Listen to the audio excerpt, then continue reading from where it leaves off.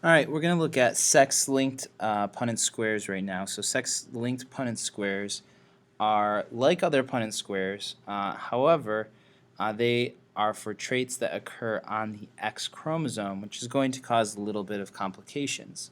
So if you were to examine an X chromosome, and here's a really uh, rough sketch of an X chromosome, and I was to examine a Y chromosome, you would see that the Y chromosome, also very rough and not accurate sketch, is smaller than the X chromosome. It contains, unlike other paired homologous chromosomes, it contains less genes than the X chromosome. What that means is that what if you have a trait where the gene exists on the X chromosome but does not exist on the Y chromosome? Now that's going to create some interesting Punnett squares that are going to be different than your normal Punnett squares. Now when we do sex-linked Punnett squares, generally we change our notation. Okay, so let's say that normally if we were using H's to describe a trait, well, now what we're going to do is we're going to use X big H to say that that trait exists on the X chromosome. We'll use X little h to say that recessive exists on the X chromosome, and we'll use a Y for the Y chromosome to show that that trait is not found on the Y chromosome. Okay? If the trait existed on both the X and the Y chromosome, it would be treated just like any other Punnett square. So a classic example of a sex-linked Punnett square is hemophilia, where H makes sense because of hemophilia, where your blood does not clot or you have some troubles with blood clotting.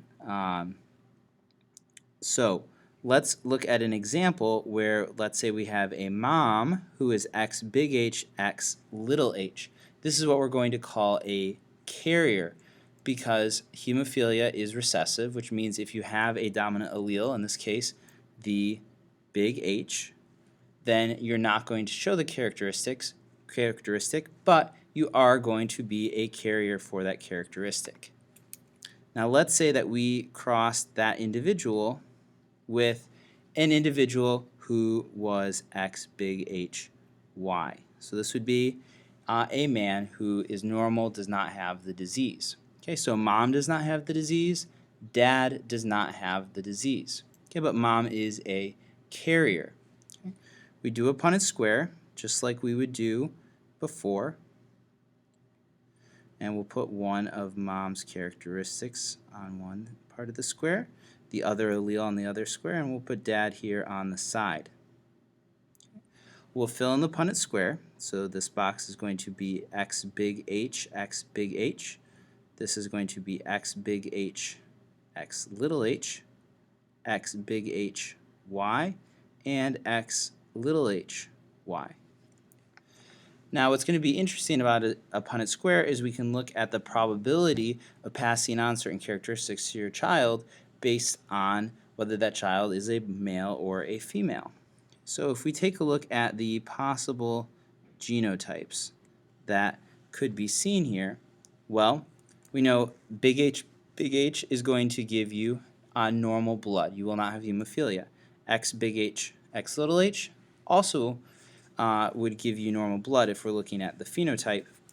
But if we want to look at it from the point of view of male and female, our phenotype is going to be a little different. So let's go ahead and fill this out. So if we go by genotype, 1/4 will be X big H, X big H.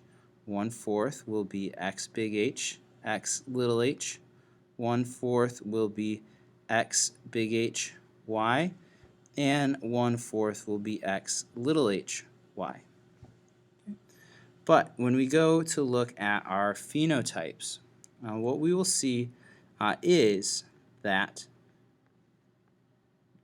big H will produce normal, big H little h, normal, big HY, normal, little hy, hemophilia. However, so there's only a 1/4 chance of having a child with hemophilia. However, you have a 1/2 chance of producing a boy with hemophilia.